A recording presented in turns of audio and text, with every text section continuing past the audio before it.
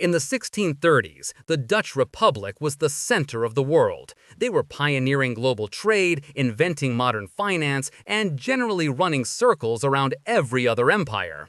So naturally, with all this wealth and power, they directed their collective genius towards a flower. Not just any flower, a tulip. Imported from the Ottoman Empire, it was exotic, it was new, and it was ridiculously difficult to cultivate. It was the 17th century equivalent of a status symbol, except you could at least plant this one in your garden and watch it die. The most valuable tulips were the ones with vibrant, flamed patterns. People called them broken tulips. What nobody knew at the time was that this beautiful effect was caused by a mosaic virus. It was literally a sick plant. This made them rare and unpredictable, which of course made people want them more. The most legendary was the Semper Augustus, a mythical white tulip with blood-red streaks. At one point, there were only about a dozen bulbs in existence. Humans have always been exceptional at assigning immense value to pretty, useless, and scarce things.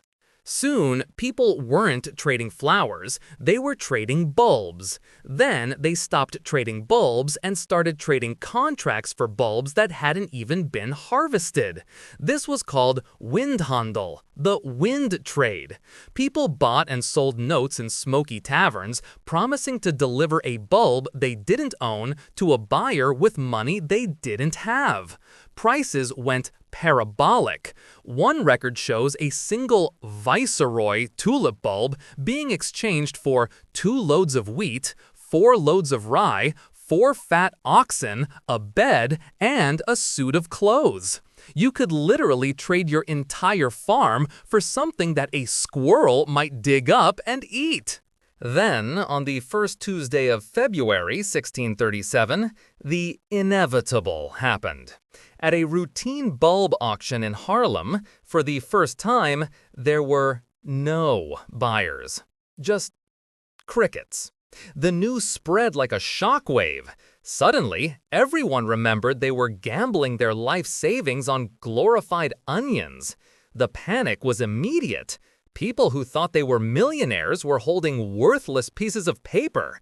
The government, in a brilliant display of decisive action, formed a commission that basically told everyone to sort it out themselves, offering to void contracts for a tiny 10% cancellation fee. It helped absolutely no one.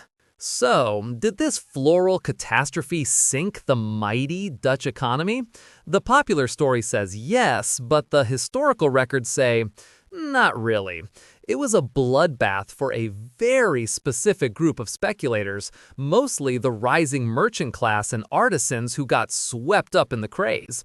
The actual Dutch economy, built on things like, the Dutch East India Company and actual global trade, just sorta shrugged and moved on. The biggest lesson wasn't economic, it was psychological. It was the first, but certainly not the last, time we would prove that a crowd can collectively decide something is worth a fortune until the exact moment they decide it's worth nothing at all. If you enjoyed this video, please like, comment, and subscribe to our channel for more historical insights. Thanks for watching, nerds!